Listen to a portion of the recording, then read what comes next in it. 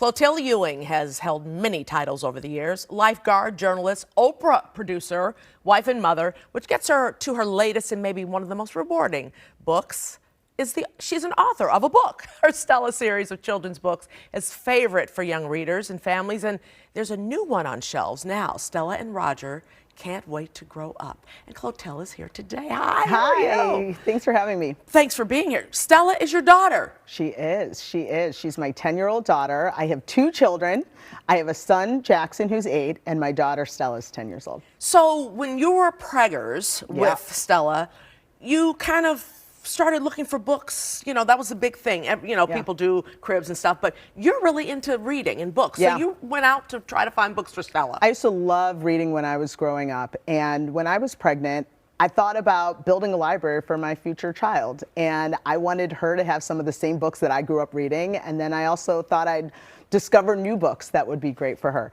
And it was an interesting process. I was able to find a lot of great books, but it was also harder than I thought it should be to find books that were reflective of our family, of the community that we lived in, and the world I wanted her to see. Why do you think that's like that?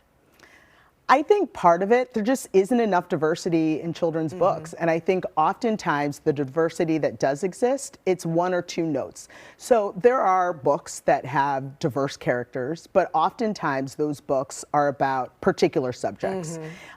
Historical figures. And I have a lot of those books in our house. I think those are really important. Those, I have them. I have them. But they were often about our history. They were about excellence.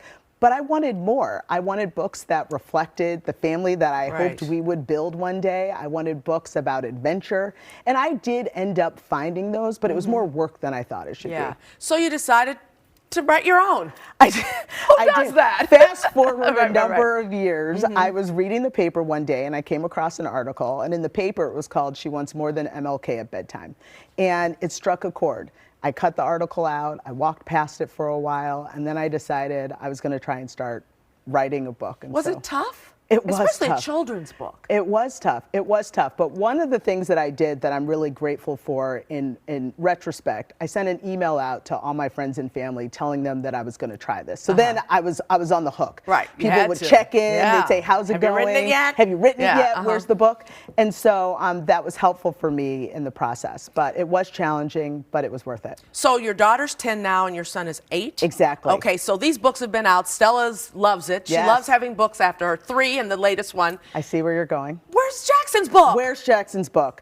So I hope there will be a Jackson book in the next couple of years. I will tell you, this has not been great for family dynamic. Look at poor and little politics. Jackson right there. Yes. He has no cute book. Jackson, cute Jackson. Jackson is going to get a book. And you go Jackson's out and read going to get a book. kids, and kids say, "Where's the Jackson book?" They love these books so much. They do. So I do a class presentation, and in that presentation, I show a picture of my family. I show pictures of my kids because they truly are the inspiration for me writing. And inevitably, there are questions in the Q&A. Okay, where's the Jackson book? When's Jackson getting his book? Can I be in the Jackson book? And so hopefully there'll be a Jackson book in the next couple of years. Was it tough to sell this idea to the publishers? You know, the universe is a beautiful, beautiful thing, because the woman who wrote that article, She Wants More Than an MLK at Bedtime, she is now my publisher. So yes, my agent was able to get the book to Deneen Milner, and she is now my publisher. So she saw in Stella, they really do. She saw in Stella what I saw in Stella, and she is the publisher of all 3 of these books and the a new future Stella book and the future Jackson book. Clotilde, please come back, but not until you make a Jackson book. I'll be here. All right, you can find Stella and Roger Can't Wait to Grow Up at the rest of the Stella series everywhere books are sold, and go to your local bookstore. It will be there. That's our show for today. WGN Weekend Morning News is next. Be safe, be well. Bye-bye.